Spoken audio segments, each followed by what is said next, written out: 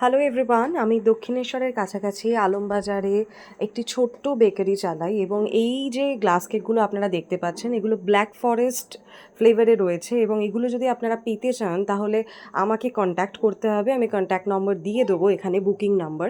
এছাড়াও আপনারা এগুলো কালেক্ট করতে পারেন প্রতিমা ভান্ডার দোকান থেকে। দোকানটি রয়েছে আলমবাজার চারমাথা মোড়ে। এইগুলো কিন্তু অফারে আপনারা এই মুহূর্তে পেয়ে যাবেন 70 রুপিস করে ইচ, অ্যান্ড মিনিমাম কোয়ান্টিটি আপনাদের দুটো করতেই হবে।